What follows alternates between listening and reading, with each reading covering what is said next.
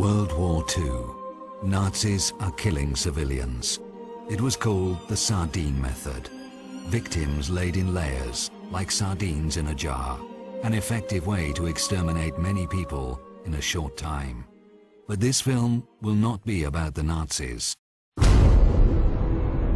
Hands tied behind the back, an expertly aimed shot in the neck, and the fall into a huge mass grave. These people were not killed by the Nazis. They were killed by one of the Allies, the Soviet Union. The Soviet Union was killing people in this way for many years, both before and after it joined the Allies. These victims had no memorials. They were buried in anonymous mass graves. The murderous power that killed them and the powers that collaborated with the murderer were never actually prepared to talk about them. The memory of millions of innocent victims was erased from history.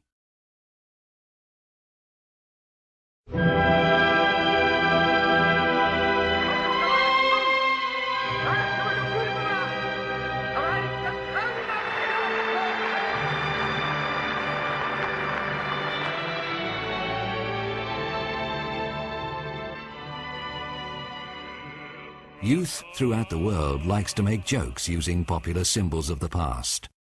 While the Nazi swastika is considered to be a bad joke, Soviet symbols are not. Communism, after all, was not Nazism. It was about equality and harmony. There was nothing wrong with the idea itself.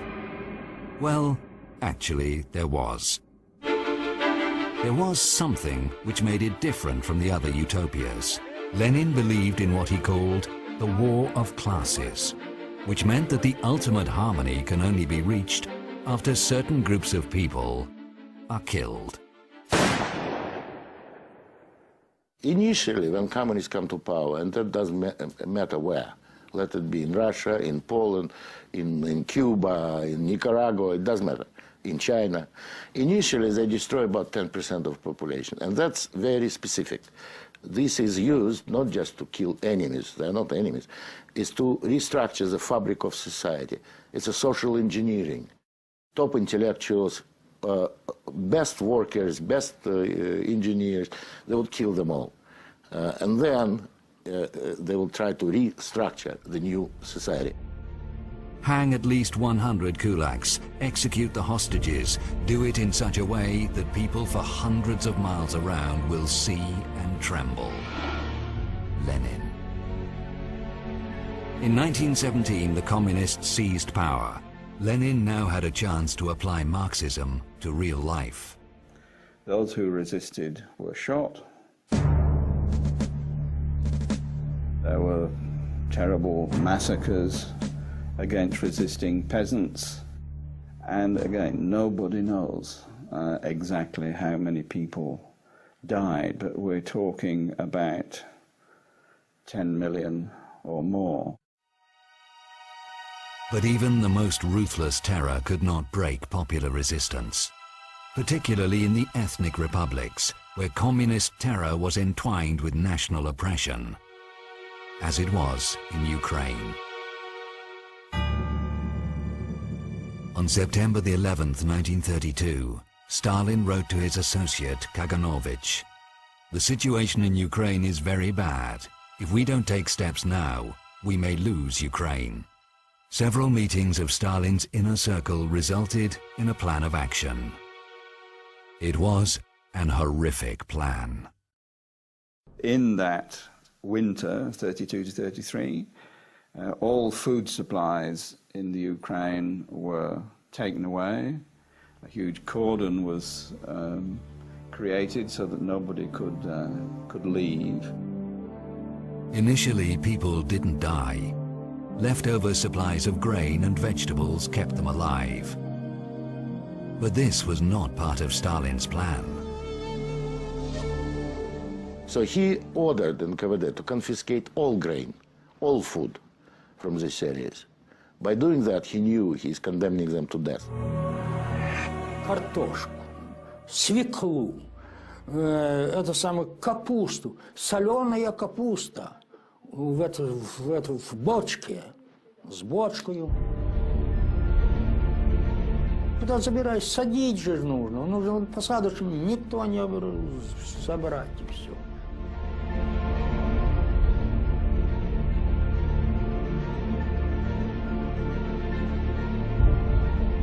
Когда было изъято продовольствие у крестьян, им еще и запретили выезжать, искать его в других местах. Купить, обменять или заработать это продовольствие. And then the hunger began.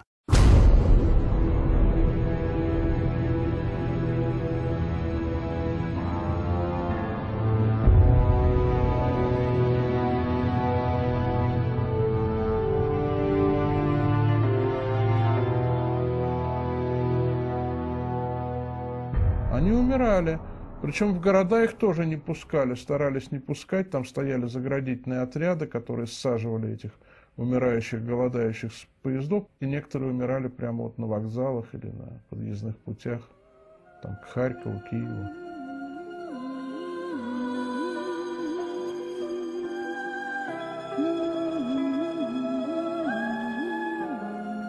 Ukrainians were dying torturously slowly. Children cried agonizingly for bread. Many lost their sense of fear. They went to the NKVD-guarded fields to collect single ears of grain. They were shot on the spot. But most of the victims died slowly, at home. Special NKVD units raided people's homes to collect the dead bodies. They received 200 grams of bread for every dead body they delivered. Она заходит. А кто у вас здесь помер? Давай. И там до одной ночи женщина сама лежит, опухшая, понимаешь. Так, говорит, давай ее сейчас заберем. Что она все равно помрет завтра, за ней еще ехать нужно будет. Сегодня она просит, что да я же еще живу, я жить хочу, я.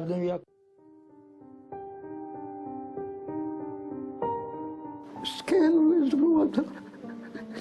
Як стануть землею закопувати, то я мала не ходила на кладбище, а люди такі вже дорослі ходили. Казали, земля ворушилася, як закриють цю землю. Many were buried alive.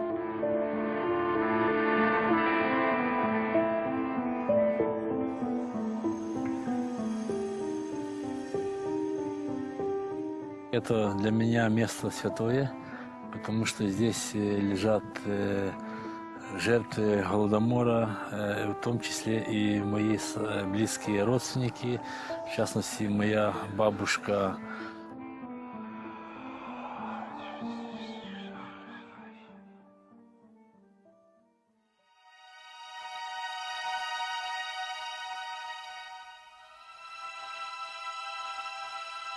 Ten years later, the Nazis will exterminate millions of Jews.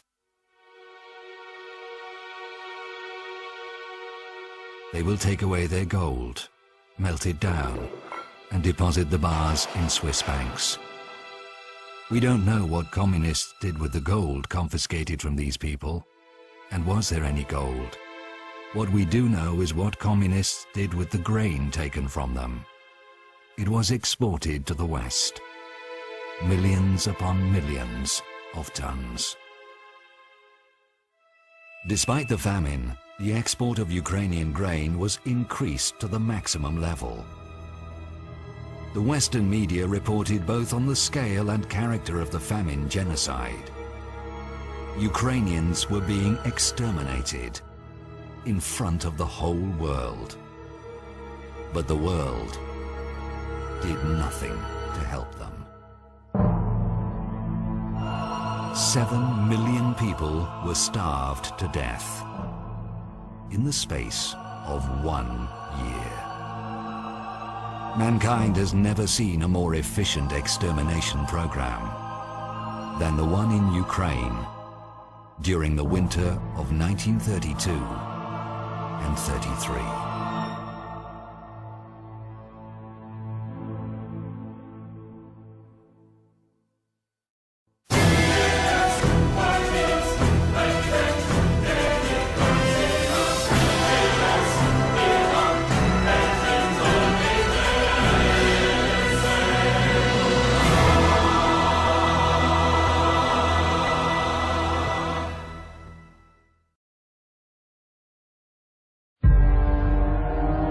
Soviet society was the first communist society on Earth.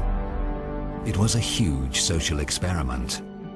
The agonizing death of 7 million Ukrainians had a wider meaning, in the distorted vision of the communist architects. You have to make the revolution, then establish the dictatorship of proletariat, and then the birth of the new man can be possible. The birth of the new man was the ultimate aim of Marxism, breeding a new evolutionary form of human being who will think, look, and act differently. But communists were not alone in this endeavor.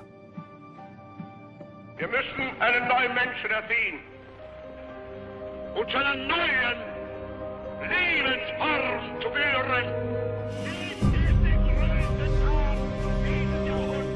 Hitler's National Socialism was also about creating a new man. In both systems you have an ideology which has the ambition of creating a new man. That means that both systems don't agree with human nature as it is. They are at war with nature, with human nature. This is the root of totalitarianism. You find it both in Nazi. In Nazi, it's an ideology based on false biology, and communism is based on false sociology. But both systems have an ambition of being scientific and resting on a scientific basis. The main scientist of Nazism, Alfred Rosenberg, confessed to the Nuremberg Tribunal that Hitler had misused the idea of National Socialism. Indeed, the idea, in the Nazi view, wasn't so bad after all. Healthy, beautiful, blonde, and happy people.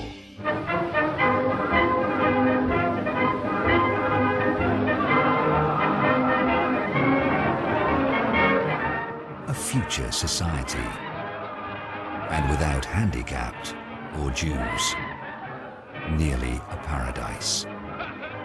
For some reason, National Socialism did not work out, just as the Soviet socialism didn't. Was ist geschehen? Sag mir, wo die Blumen sind. Mädchen plötzlich. Both left thousands of mass graves, millions of murdered people. Was it coincidence?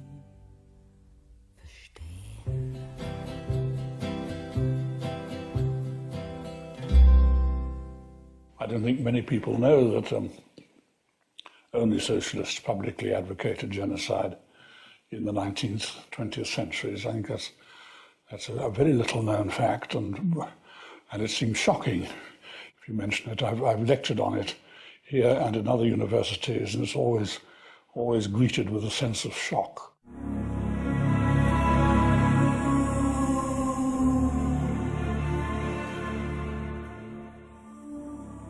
First appeared in January 1849 in Marx's journal Neue Rheinische Zeitung.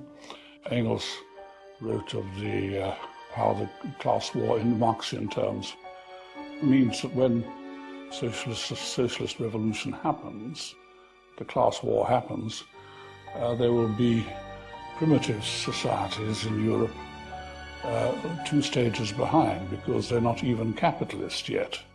And he had in mind the Basques and the Bretons and the Scottish Highlanders and the Serbs, and he calls them racial trash, Völkerabfälle, racial trash, and they will have to be destroyed, because being 2 stages behind in the historical struggle, it will be impossible to bring them up to the point of being revolutionary. He spoke about the vulgarity and dirtiness of Slavic people, you see. And he thinks, for instance, that Poland had no Poland has no reason to exist. The classes and the races, too weak to master the new conditions of life, must give way. They must perish in the revolutionary Holocaust. Karl Marx. Marx began it. He was the ancestor of modern political genocide. And I don't know that any European thinker of the modern period before Marx and Engels ever publicly advocated racial extermination. I can't find anything earlier, so I presume it starts with them. The teachings of Marx and Engels were carefully studied by Lenin, the man who established the first Marxist country on earth. 1 year after Lenin's death in 1924, the New York Times published a small article, which at the time went almost unnoticed. It was about some newly established party in Germany. The National Socialist Labour Party, of which Adolf Hitler is patron and father, persists in believing that Lenin and Hitler can be compared. Who's speaking? A certain Dr. Goebbels. On the speaker's assertion that Lenin was the greatest man, second only to Hitler, and that the difference between communism and the Hitler faith was very slight, a faction war opened with whizzing beer glasses. Amazing. The future Nazi propaganda minister Goebbels was openly declaring that the difference between Lenin's communism and the Hitler faith was very slight. As we read, it didn't go down well with potential voters, so the Nazis changed their tactics.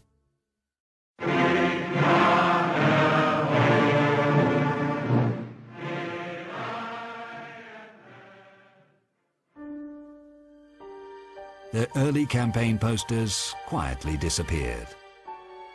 They never again publicly stressed their resemblance to communists. In the inner circle, however, the Nazis and Hitler were more outspoken. Hitler often said that he had learnt a great deal from Marxism, from reading Marx, I mean. The whole of National Socialism is based upon it, he said, meaning doctrinally based.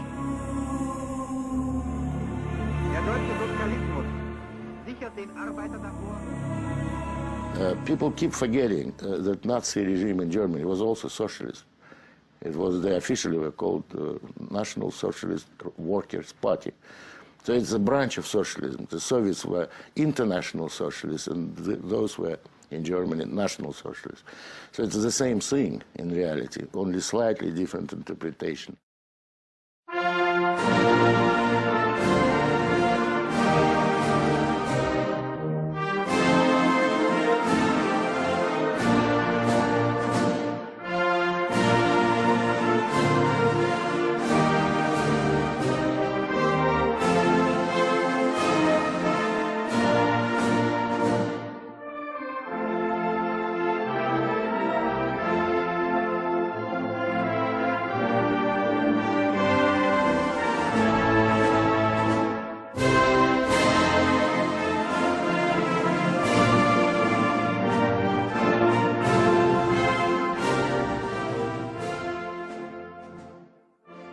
Part of the left went to Hitler, at least in France. Part of the socialists went to became advocates of Hitler. The popular British playwright Bernard Shaw supported Hitler in the mass media. The left supported Hitler not because he deceived them. They knew Hitler would kill. He said he would. In fact, it was why they supported him. You must all know half a dozen people at least who are no use in this world, who are more trouble than they are worth. Just put him there and say, sir or madam, now will you be kind enough to justify your existence? If you can't justify your existence, if you're not pulling your weight in the social vote, if you're not producing as much as you consume, or perhaps a little more, then clearly, we cannot use the big organization of our society for the purpose of keeping you alive, because your life does not benefit us, and it can't be of very much use to yourself. Bernadotte believed in mass killing by category, not usually by racial category, but by category, you know, the idle, the unfit. Killing off the parasites within society was what Marxian socialism was about. It demanded in a London newspaper that the scientists should devise a humane gas. I appeal to the chemists to discover a humane gas that will kill instantly and painlessly. Deadly by all means, but humane, not cruel.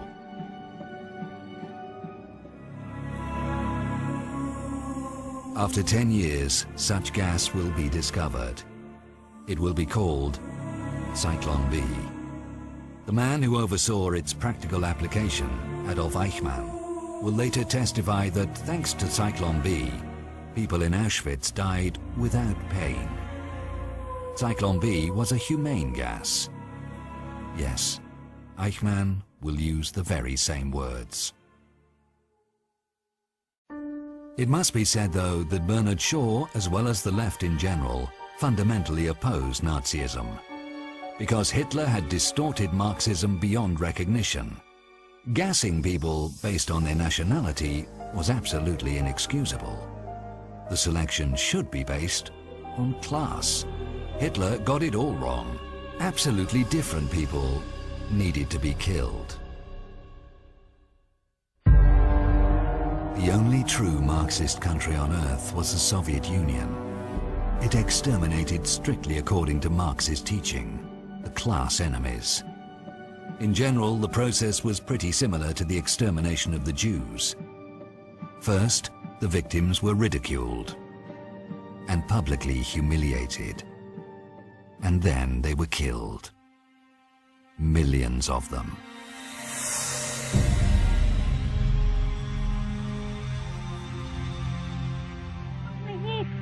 Ведут сейчас с нами вместе разоблачить, и еще можем больше разоблачить, которые остались. Никто не стесняйтесь, не бойтесь.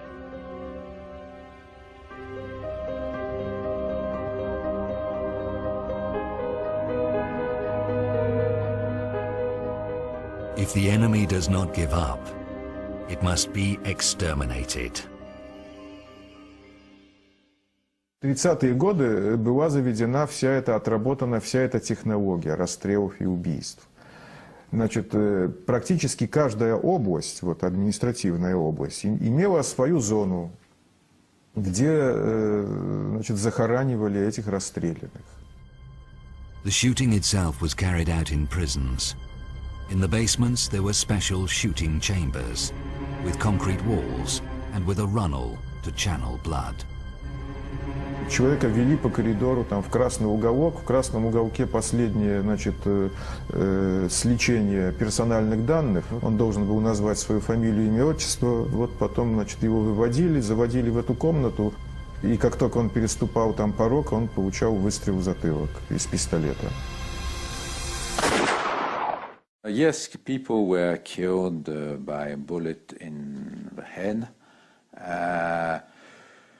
We know that usually they were killed by bunches of, between 100 and sometimes, several hundreds every, night. Then the corpses were loaded onto trucks, driven out of towns and buried in nearby forests and parks. This is Bukivina Forest near Kiev. The elderly people will never forget the trucks, which were driving here during the night. Blood was dripping from them en route. Only after 50 years the relatives were allowed to come here. They created this memorial where monuments are trees. Each tree in this forest is banded with a scarf in memory of the innocent victims who were brutally murdered and dumped into mass graves here.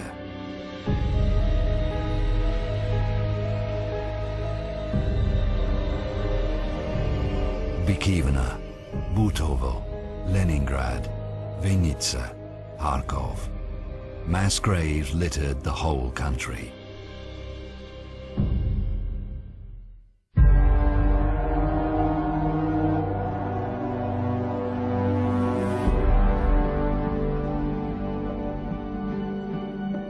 A whole generation of children lost their parents and became homeless, or so-called besprizonnia. Millions of them were begging for bread in the streets of Soviet cities. It was an embarrassing sight, especially if foreign friends came to visit Moscow. And Stalin tackled this problem. Stalin authorized in the middle of the 30s, because there was this problem of besprizorny, he authorized the children to be shot from the age of 12.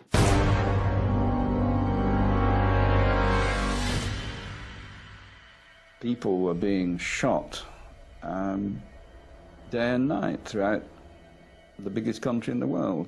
Stalin even got to the point of killing people by random, by quotas. Let's say 100,000 in Tambov district. Okay, that's it.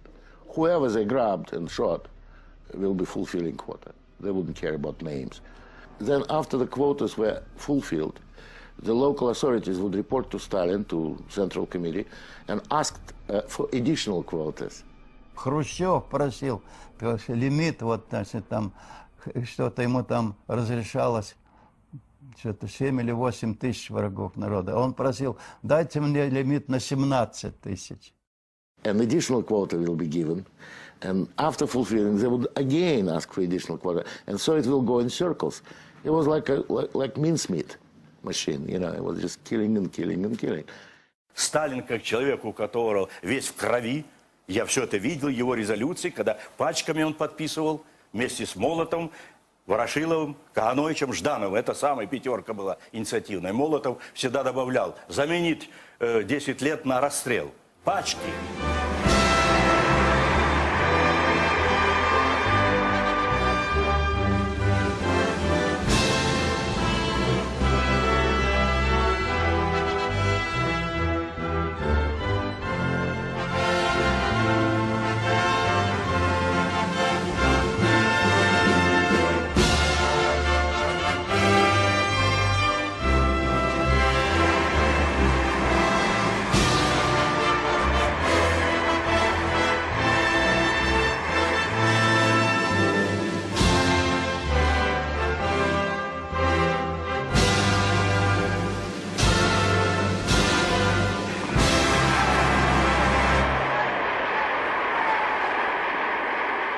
И в результате вот только за эти, с 1937 года по 1941, 11 миллионов человек.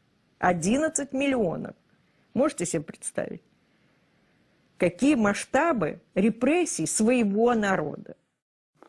And I don't think the world, certainly Europe, has never seen that sort of murderous killing, either in numbers or in nature.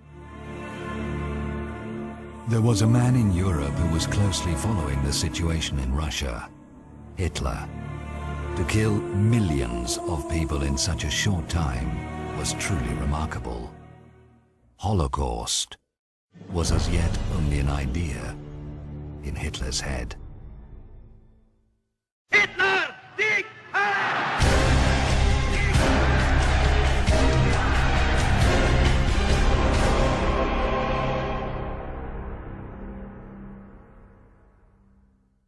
Vor uns liegt Deutschland, in uns marschiert Deutschland und hinter uns kommt Deutschland.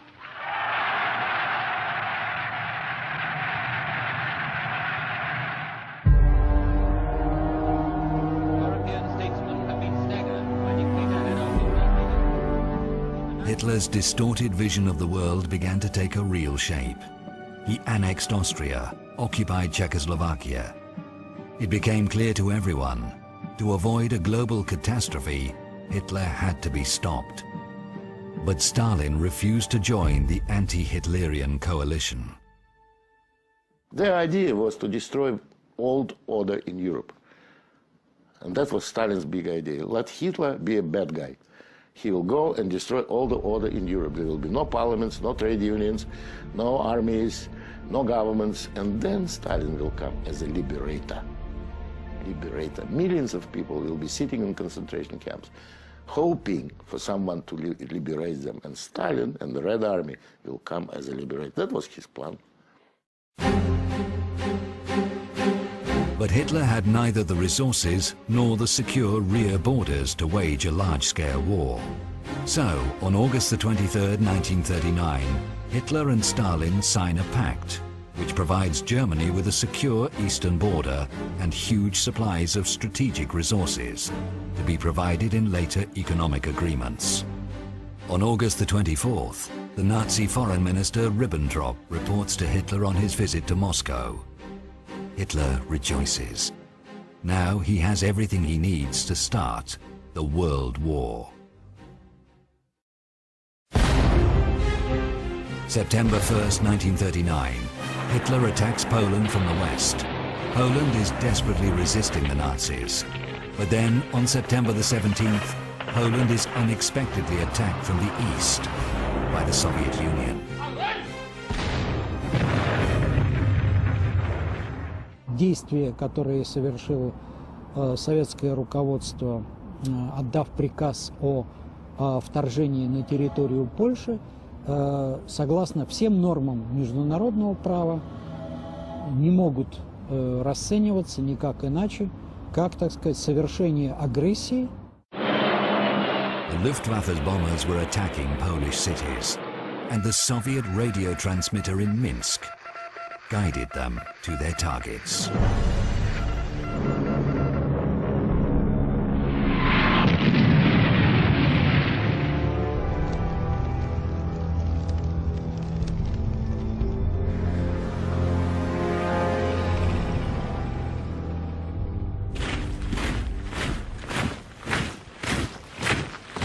The Red Army looked different then.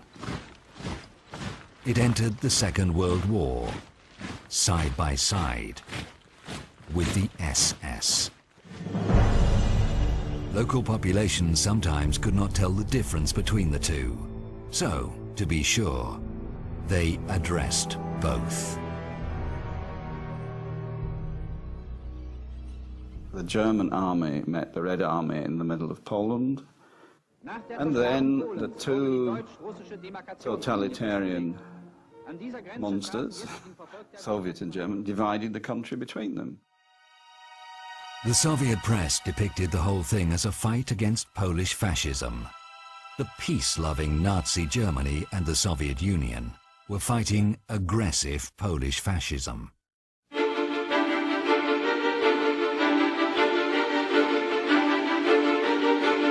What the world did not know was that both dictators had agreed on more than Poland.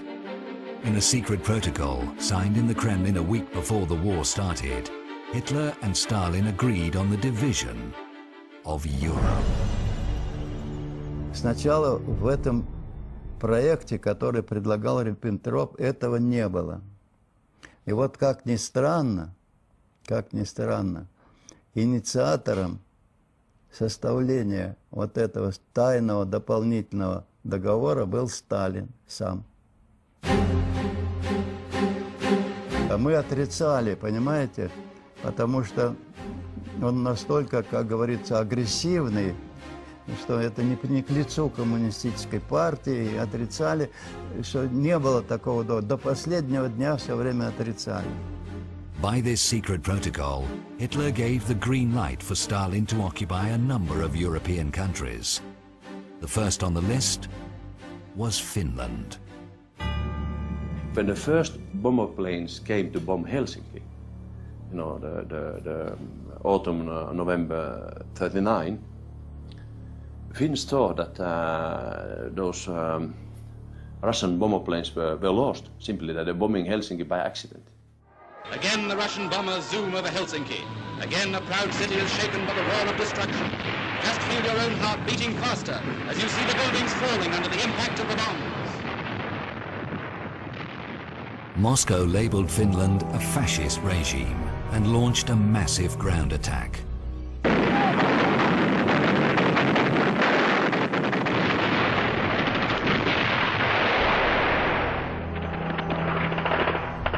was a disaster. Russians lost 1/3 dead, frozen and wounded. Tiny Finland was miraculously holding back the world's largest army. But it was at an enormous cost. My father lost 4 of his brothers in that war. 4. That's a lot in one family. That was the price we paid, that we did not have a democratic society next to us. Finland's flag is still flying. Though she may pass through the valley of sorrow, though she may lose her liberty and her land, she fights on. Yet another air raid on Helsinki. This time the camera catches the horror these dastardly attacks bring into the lives of the children as they dash terror-stricken to the shelter.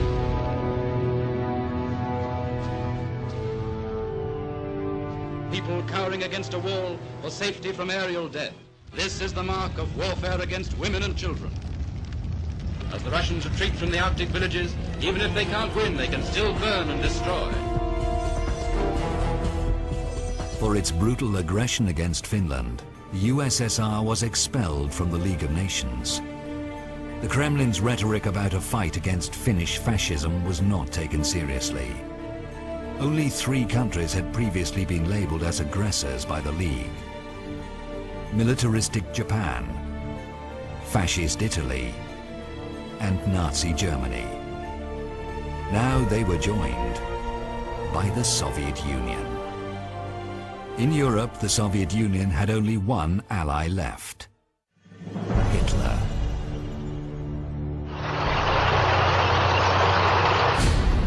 Hitler launched his blitzkrieg in the West. Nazis occupied Denmark, Belgium, Holland, Luxembourg.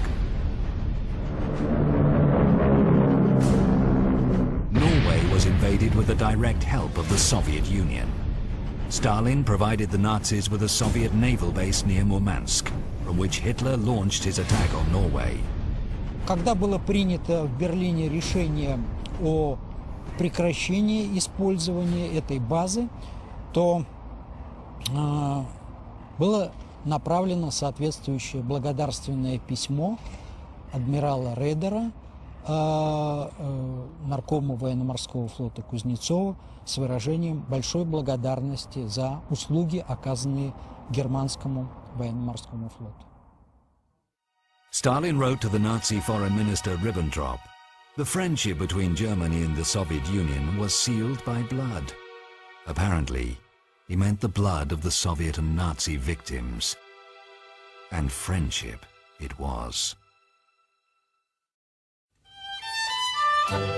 Soviet and Nazi officers were meeting and discussing the progress of the war. This is December 1939. The progress was good, and the prospects looked even better. There was reason to celebrate.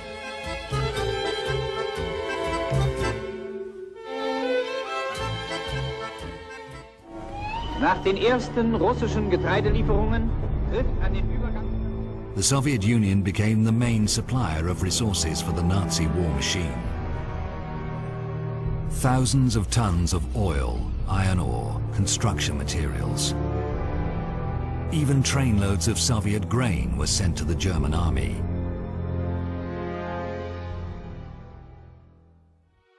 Soviet citizens were starving, but their government was sending food to Hitler.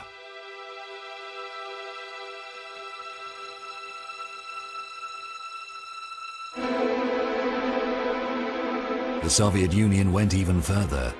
It persuaded the communist parties of Europe to sabotage the resistance movement and to support the Nazis. Comforting to see Parisian workers talking to German soldiers as friends in the street or at the corner cafe. Well done, comrades, and keep it up. Even if it displeases the middle classes, the brotherhood of man will not remain forever a hope. It will become a living reality. That is the French Communist Party in July 1940.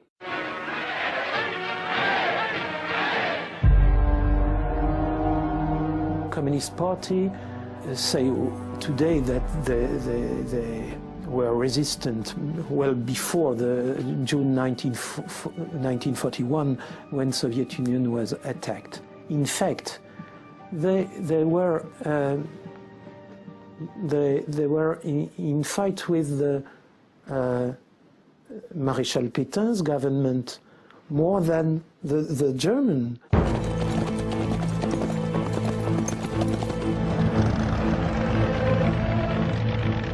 In June 1940, Hitler crushed France. Stalin, meanwhile, occupied Lithuania, Latvia, and Estonia. The only country in Europe still resisting Hitler was Great Britain. If Great Britain goes down, the Axis powers will control the continents of Europe and Asia and Africa and Australasia and the high seas. And they will be in a position to bring enormous military and naval resources against this hemisphere. The US President Roosevelt regarded the Soviet Union as an Axis power. It was evident to everyone Stalin was in the fascist camp.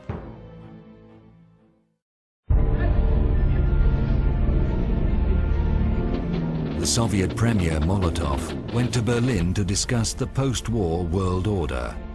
He arrived with a list of territories the USSR was interested in. While Hitler and Molotov were discussing it, the other Soviet comrades enjoyed the company of Goebbels, who must have talked about the advantages of Nazism, because it was the Soviet Premier Molotov and not Goebbels who warned the West not to fight Nazi ideology. More than that, in his address to the Supreme Soviet in the Kremlin, Molotov declared that fighting Nazi ideology was actually a crime. It was published in all the largest Soviet newspapers. Later, that page will disappear from the public libraries of the USSR, along with many other pro-Nazi statements of the Soviet government.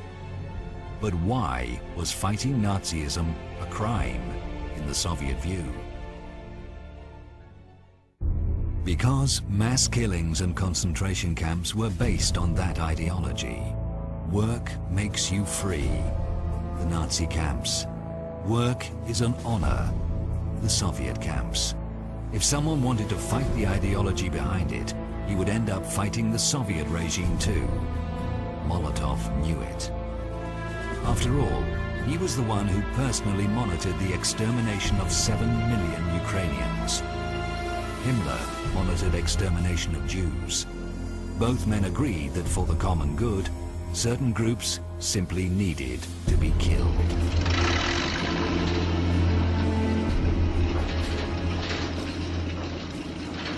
Winston Churchill made no secret that to him, Nazi and communist ideologies were pretty similar. In his view, Nazism was a form of communist despotism. The hateful communist despotism, as Churchill called it in 1940, eventually won, with the help of the Allies. Here it is celebrated, the 60th anniversary of the Great Victory, an historical parade, no less historical than the first Soviet victory parade in World War II, together with the Nazis. Die kommandierenden Generale der deutschen und sowjetrussischen Truppen nahmen gemeinsam den Vorbeimarsch ihrer Formationen ab.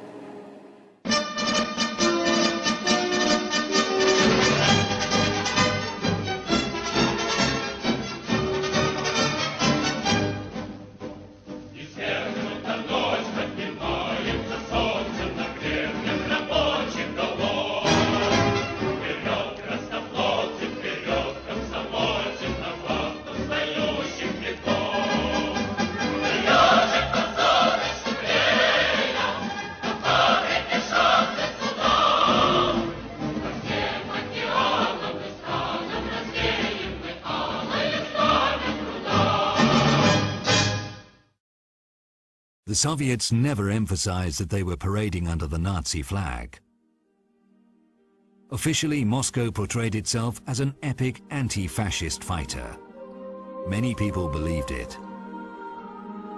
Many Jews fled to the USSR to be protected from Hitler. And then Stalin did something unimaginable. He rounded them up and delivered them back to the Gestapo as a gesture of friendship.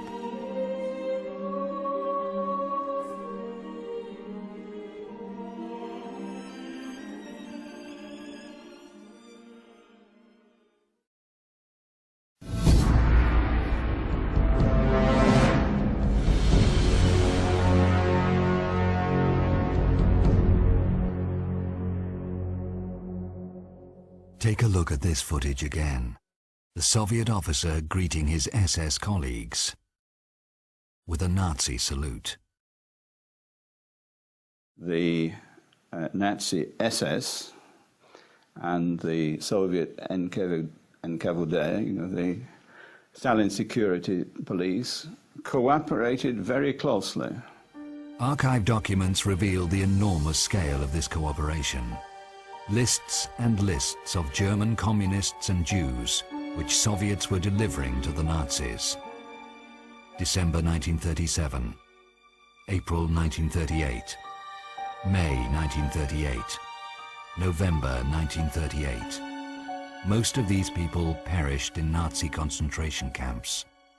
But the SS-NKVD partnership was not limited to the extradition of common enemies. NKVD was training Gestapo. The Soviet machinery of terror had been operating for 20 years before the Nazis even started. Делегация германских гестапо, СС приезжает в Советский Союз учиться, как строить концлагеря. Посещали концлагеря, как это нужно, как огораживать, как ставить. The Soviet officers, in turn, went to Nazi-occupied Krakow to meet with their SS colleagues. The Jewish question was high on the meeting's agenda. Soviet officials coordinated the deportation of Jews personally with the SS Brigadeführer Otto Wächter, one of the masterminds of the Holocaust. He moved the Jews to the Krakow ghetto and later arranged their extermination in gas chambers. The fact that the Soviets collaborated with the SS is not denied by Russia anymore. What is still denied is that this collaboration was based on a written agreement. Это на немецком языке, да? Открой, пожалуйста. Вот подпись Берии. Это на немецком языке, да? Волмахт, что-то. Совершенно секрет. Перевод с немецкого языка. Рейхсфюрер СС, начальник Главного управления безопасности, Берлин, 3 ноября 1938 года. На основании этой доверенности мой представитель штандартенфюрер СС Генрих Мюллер имеет поручение подписать в Москве с руководством органов безопасности Советского Союза соглашение о совместной деятельности между НКВД и Генеральным управлением безопасности Германии, на которое мы возлагаем большие надежды, подчеркнуто 2 раза рукой Берии, связанные с укреплением мира и безопасности между нашими странами. Группенфюрер СС Гейдрих, подпись. Мамулов. Мамулов. Мамулов, да? Мамулов это да. Самое. Здесь приобщите к основному документу Лаврентий Берия. Подпись личная. This document was smuggled out of the presidential archive in Moscow by one of its workers. It was shown on Russian television. Later, this footage disappeared from the TV archive. Ты хотя бы почитай, что внутри. Я сейчас. Нам показать. Ну вот давай обсуждать, потому что эта страна должна знать, потому что это геноцид. Потому что 20 миллионов жизней отдали за то... Unlike the official Kremlin, the former Soviet officials who had access to the Central Committee, now Presidential Archive, affirm the existence of such an agreement.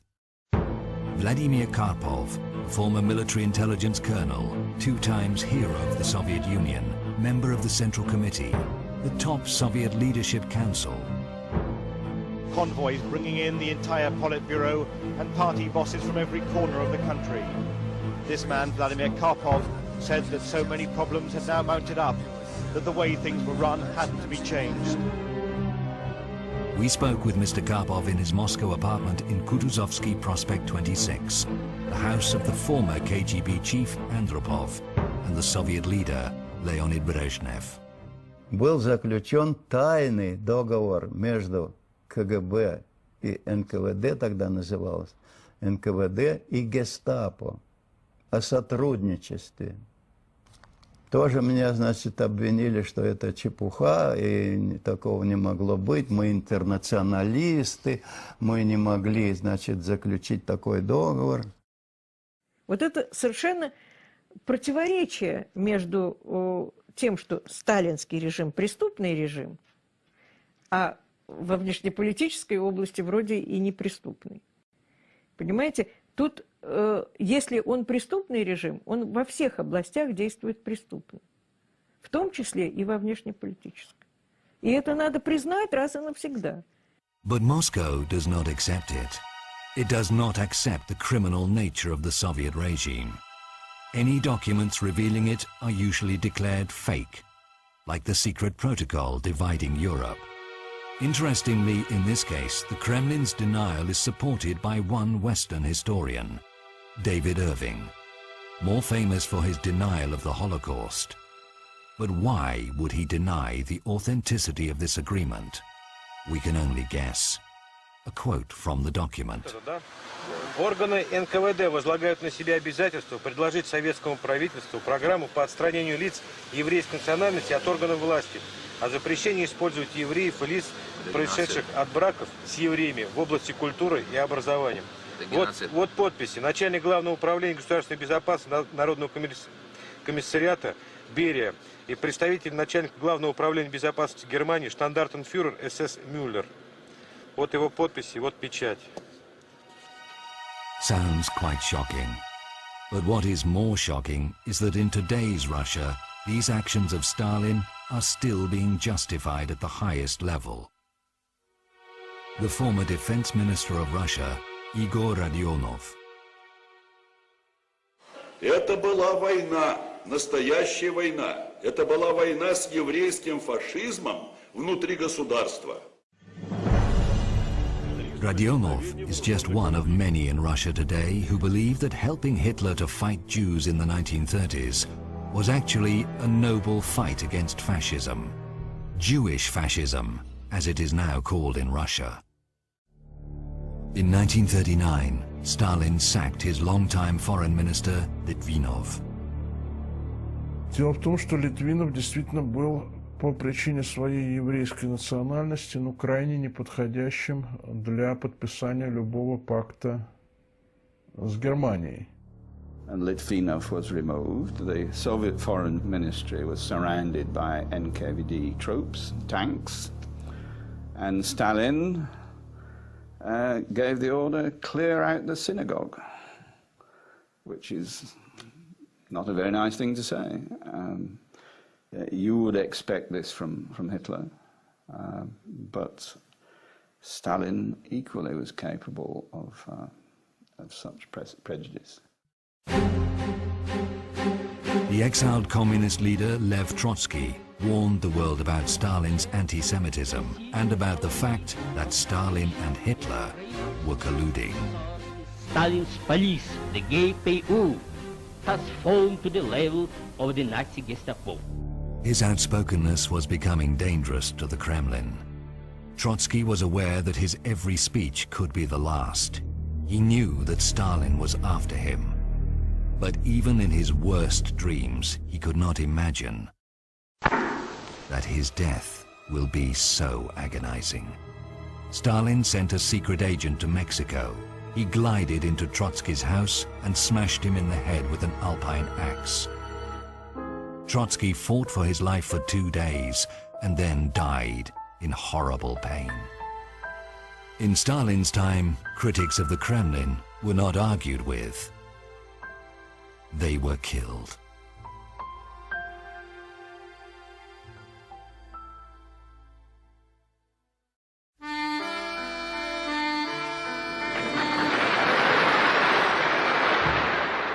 The Soviet Union, like Nazi Germany, did not just commit criminal acts, it was a criminal enterprise in its very essence. To become a member of Stalin's Politburo, one had to take responsibility for murder. To be trusted like in a criminal gang. Stalin rarely signed execution orders alone. The other Politburo members also had to put their signatures on the death lists. Even those who later condemned Stalin were responsible for mass murder themselves. Comrades were united by common crimes.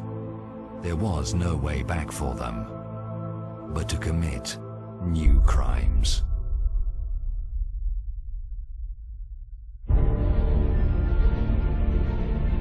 In March 1940, in a forest near Katyn village, 8 huge pits were dug. Heavy trucks brought in people. They were Polish army reservists, doctors, engineers, teachers. They were ordered to get out. No one was supposed to see what happened next, but the noise of trucks deep in the forest seemed unusual to the forester. He was locked in for 25 years, incommunicado, under a false name. They could have killed him. For some reason they didn't. I don't know why. So they just kept him in jail, and that's very well known, documented fact. What did he see? He saw NKVD shooting them.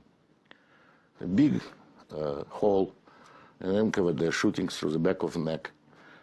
Each of them, the people were tied up with hands behind, on their knees, on the edge of that hole. Shot and kicked into the hole.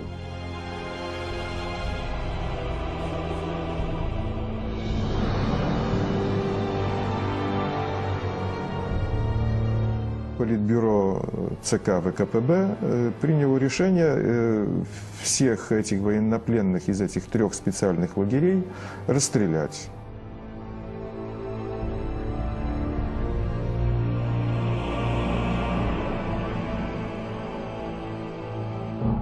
The Katyn massacre was the first mass execution of this scale in World War II. Nazis will follow suit only later. Mass murder in Katyn unleashed the industrial killing, which will soon turn World War II into the most bloody carnage in human history.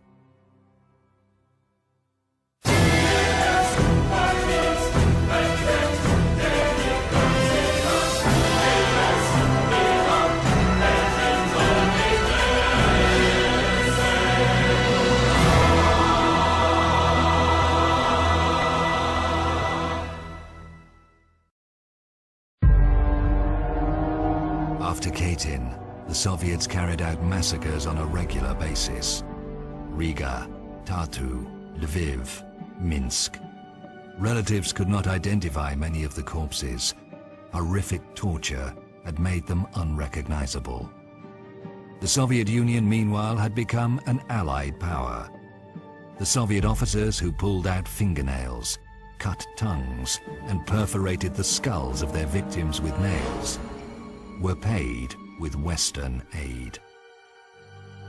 The British War Crimes Act gives them immunity from persecution in Britain, because war crimes, by definition, were committed only by the Germans. You ask, what is our aim? I can answer in one word: victory. Victory at all costs.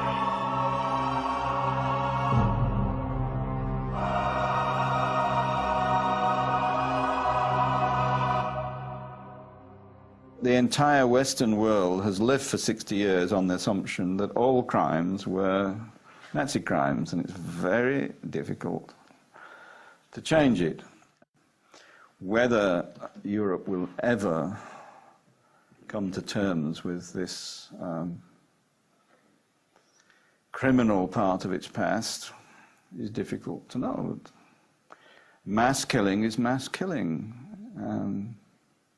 There should be no distinction between one side and the other. And yet there is.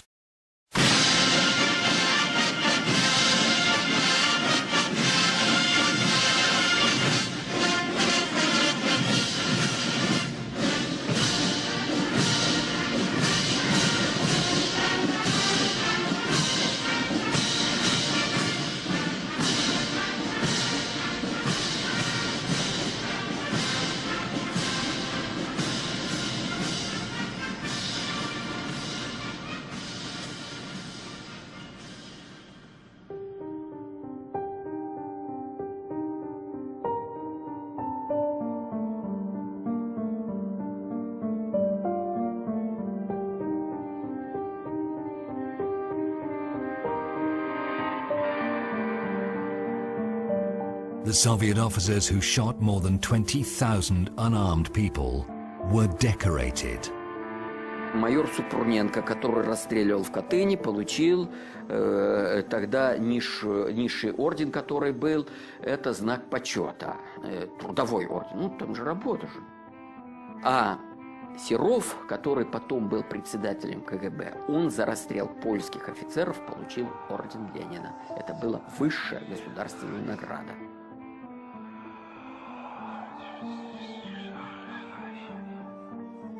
World War II left more than 27 million Soviet citizens dead. The Communist Party always tried to decrease that number. Why? Because only a fraction of them were killed by the Germans. You have to remember that when the Red Army marched, behind the Red Army was a second army, the NKVD army, which had its own tanks, its own machine guns and so on, firing forward so that nobody could move back. Когда пришли наши, то специальные части снимали жетоны с наших солдат. Viktor Baturin, chairman of the Russian Military History Association, tells the shocking story of how, after major battles, special Soviet units raided battlefields and tore the dog tags off the dead Soviet soldiers to make them unidentifiable. No other country in the world has treated its war dead in this way. Due to the appalling policies of the Soviet authorities, more than 1 million Soviet citizens joined the Nazi side. Клянусь быть верным и беспрекословно повиноваться вождю и главнокомандующему всех освободительных армий Адольфу Гитлеру. They were turned against their own people. Those who refused were ruthlessly dealt with by the Nazi collaborators.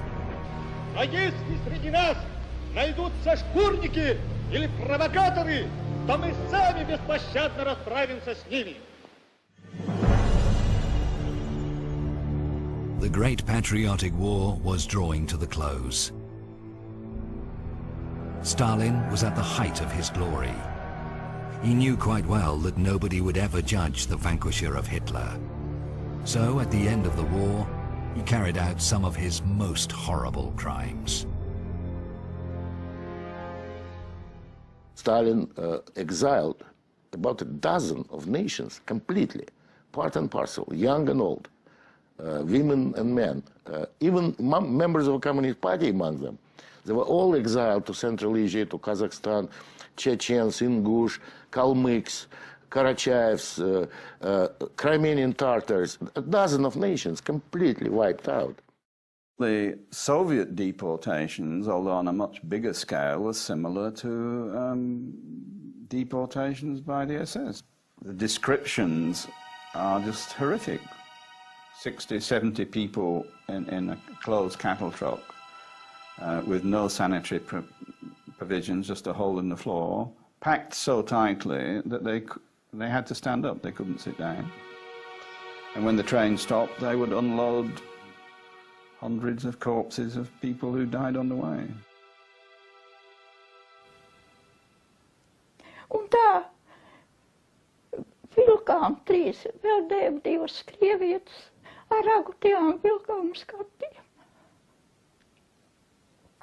Šausmīgs sniegs bija par upi vilkām. Bet tad tiešām, ka mandēliņu vilka, tad tos sargi bija noņemti. Tā jau viss, kas mira, bērns glabāja pie privātajiem. Tos neskaitīja, ka tie ir apcietināti, tos pie privāti. Mums jau raka purvā. Un tad viens atkal bērnīši nomira. Tad es neatceros, cik vai bija pusgads vai gads bija. Tad es atkal vilku to. Un tad es tikko aizgājis pie savu dēlu. Un tā bija pēdīga reize. Vienreiz es apcienu.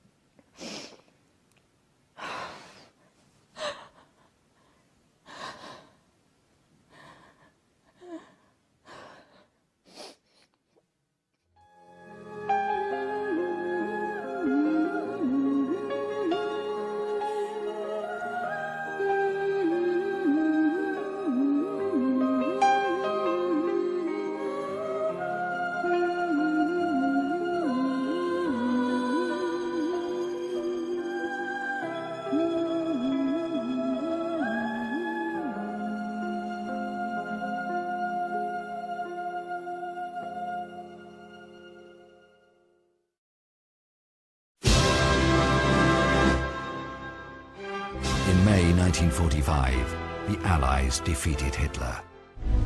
This horrible film footage was shown in the West, a Nazi concentration camp after liberation. But only a few understood what they were actually seeing. The site was being cleared for new inmates. The Soviets did not destroy the Nazi camps. They continued to use them after the war. The agreement which Stalin made with the West affected the whole of Europe for the next 50 years. So although you can say the crimes are of the same order, the political outcome at the end of the Second World War quite clearly was very different for those two dictatorships. And it was also very different for the people of Western and Eastern Europe. The Soviet Union transferred a lot of ethnic Russians into the occupied Baltic countries. It was a clear violation of Geneva Convention, which forbids the transfer of civilians into the occupied countries. For example, in 1945, it was a case of my grandparents' family, which were forced by Soviet officers at the gunpoint out of their apartments. Afterwards, the Soviet officers settled there with their families. The Kremlin strategically orchestrated ethnic cleansing in the Baltics, so that the Russian settlers became a majority in all the largest Baltic cities. Estonians, Latvians, and Lithuanians were loaded onto cattle trucks and deported to Siberia. The tiny Baltic nations were brought to the brink of extinction. Deportations, executions, and torture became the post-war reality for millions of people. Concentration camps were scattered throughout both Europe and Siberia. In many of them, horrific medical experiments were performed on humans. In Butugicag camp in Magadan, the KGB used thousands of prisoners as guinea pigs, experimenting with the human brain. Many of these prisoners were still alive during the experiments.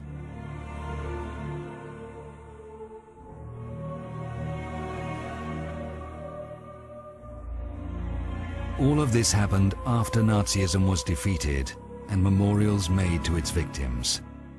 The victims of the Soviet death camps were buried in numbered graves.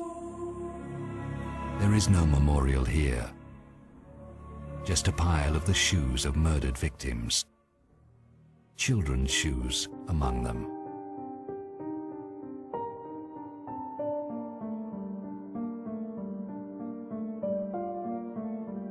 Feeling complete impunity, the post-war KGB terrorized the population, letting loose their most beastly instincts. Mēs izgājām ārā, un tur pie verandas bija liela asinspeļķe.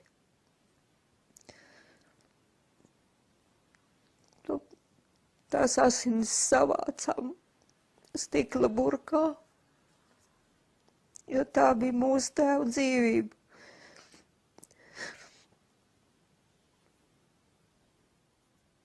Man ir grūti stāstīt, man tā kā uzplēst ir jauna rēta un tāda, ka lasiņo.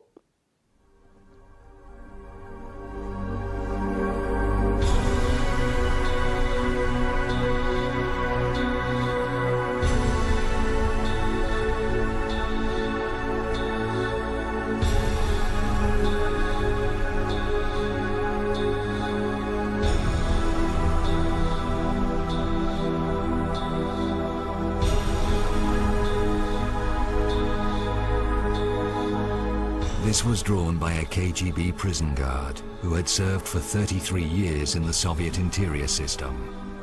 He was depicting his routine, everyday life.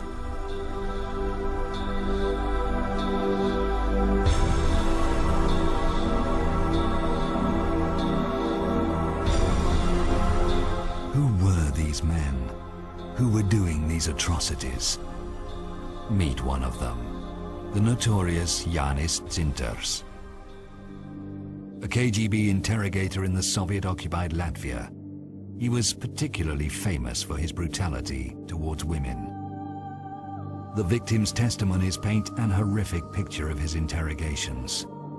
Female victims were beaten and tortured by several KGB officers continuously for 20 hours. Not everyone could endure it.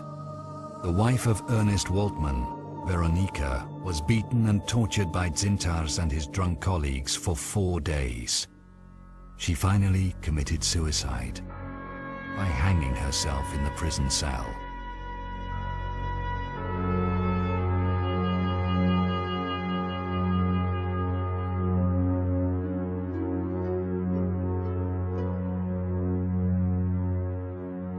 When the Soviet Union collapsed, Dzintars fled to Russia. The Kremlin refuses to extradite him, calling him an honorable veteran.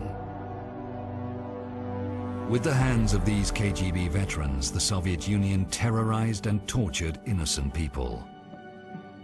They were the ones who guarded death camps, where millions were exterminated and thousands used in horrific medical experiments. Many of these death camp veterans are still alive. Unlike their SS colleagues, they are proud of what they did. They are proud of the Soviet Union, which let them do it. Прежде всего следует признать, и об этом я уже говорил, что крушение Советского Союза было крупнейшей геополитической катастрофой века. Крупнейшей геополитической катастрофой века. Никому не хочется сознавать, что твои предки были преступниками банальными. Я думаю, в этом дело. I think that Russia, as a successor of the Soviet Union, is obliged to carry out a real investigation of all the crimes and the character of their system.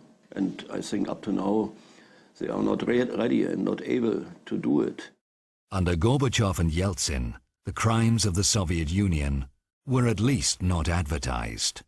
Under President Putin, we see a very different approach. The idea that Russia continues, in a sense, in the footsteps of the Soviet Union, and any attack on the Soviet Union is an attack on modern Russia. The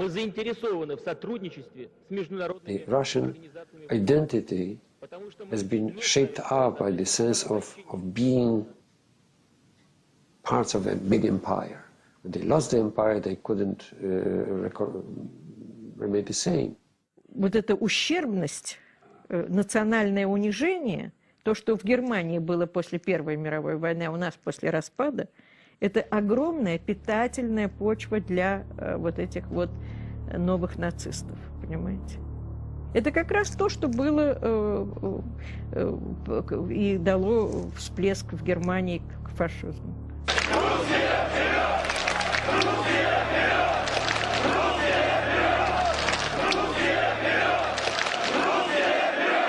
Со времен прихода Путина к власти, практически с конца 90-х годов, с началом Второй Чеченской войны, идет массовая ксенофобская пропаганда сверху.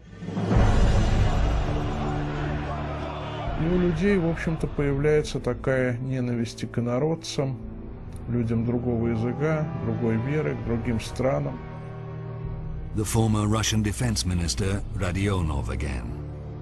Практически все российские СМИ работают против России и народа, так как находятся в руках еврейской мафии. And the next speaker is Mr. Rogozin of Russia. Mr. Rogozin, you have the floor. Я работаю в Федеральном собрании России.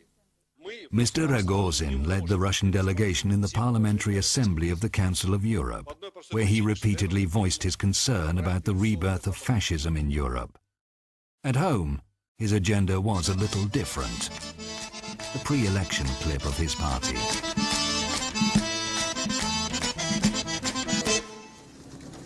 Понаехали тут.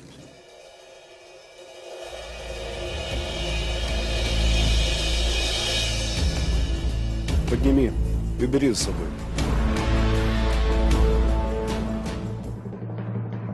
Ты русский язык, понимаешь? Let's rid Moscow of trash. Депутат Куринович, пожалуйста, вам слово. Я депутат Государственной Думы, фракции ЛДПР, Куринович Николай Владимирович, член комитета по безопасности. Хотел бы в своем лице приветствовать всех национал-патриотов России. Слава России!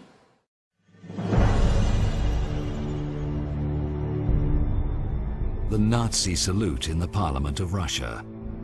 If you think it can't go any further, you would be wrong.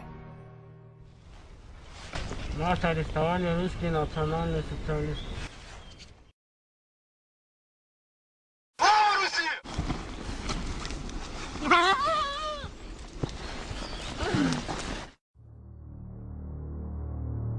This shocking video is one of hundreds published on the website of the Russian National Socialists. When it made it to the front pages of the world media, the Russian authorities finally closed the Nazi site, declaring it American provocation.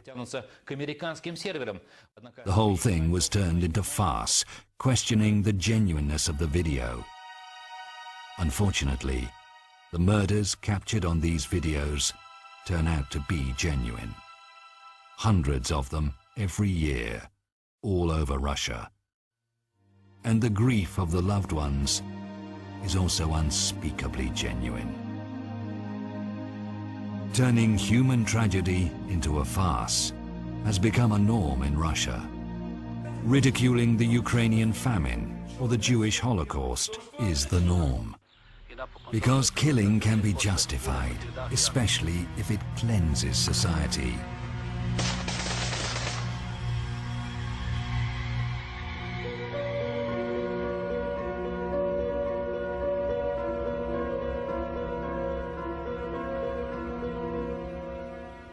The killers become heroes. Mass murderers are decorated veterans.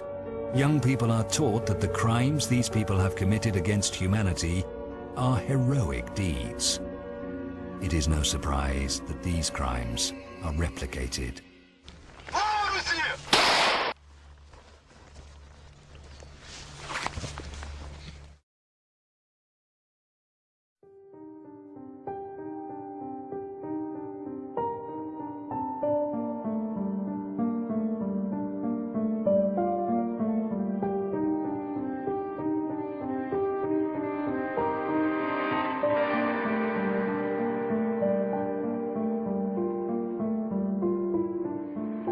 Europe now has the opportunity to condemn these crimes and to demand the extradition of those who committed them.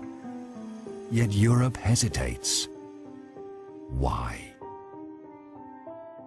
One knows what Europe, how we depend on Russian gas, petrol.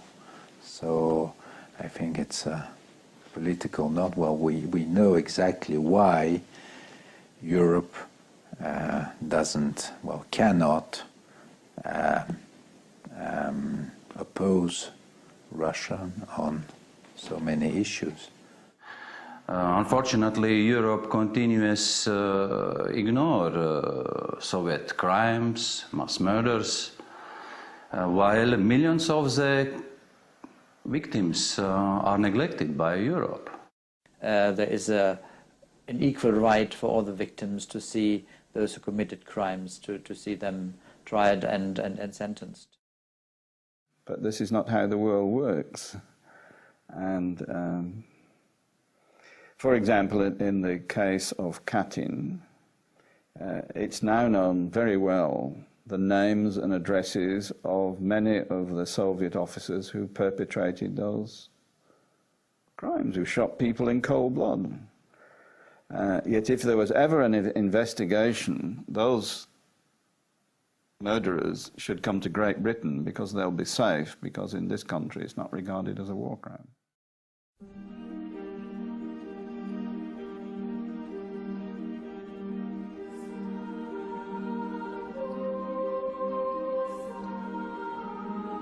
And the other Soviet crimes are not regarded as crimes either. Their victims are quietly passing away, receiving no comfort, no justice. In the European Union, that is reserved for other victims. Looking at this grey monument in the very centre of Europe, one can't help thinking that it stands here because, deep in their hearts, many Europeans still believe in what these two men so persistently maintained. That when inferior nations are being killed, it cannot be seen as a crime, because it makes way for the more advanced nations to build a better life. While this idea is alive, and while the spectre of these two men is haunting Europe, it will be very hard for its various nations to be truly united.